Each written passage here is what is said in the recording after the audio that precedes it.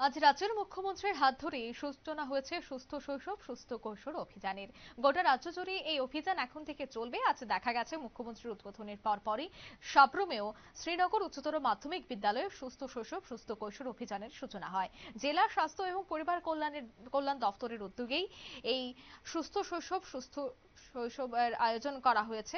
তবে এদিনের এই অনুষ্ঠানকে কেন্দ্র করে দেখা গেছে যে শ্রীনগর উচ্চতর মাধ্যমিক বিদ্যালয়ের শিশু এবং কিশোরীদের মধ্যে স্বাস্থ্য সুরক্ষার নতুন দিগন্তের সূচনা হয়। ত্রিপুরা জুড়ে এই মুখ্যমন্ত্রীর উদ্যোগে পরিচালিত রাজ্যব্যাপী এই কর্মসূচি প্রধানমন্ত্রী সুস্থ শৈশব সুস্থ কৈশোর অভিযান ৮.০ প্রত্যেকটি শিশু এবং কিশোর কিশোরীর শারীরিক মানসিক এবং সামাজিক বিকাশকে নিশ্চিত করতেই এই উদ্যোগ গ্রহণ করা হয়েছে।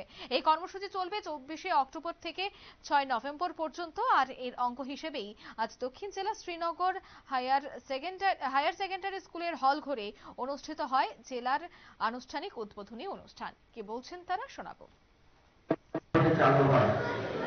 উদ্দেশ্য হলো আমাদের যারা আছে শিশু কিশোরীরা রয়েছে, যারা আগামী দিনের দেশের ভবিষ্যৎ, যারা দেশের কান্ডারে হবে, তাদেরকে সুস্থ এবং সবল রাখা এর উদ্দেশ্য।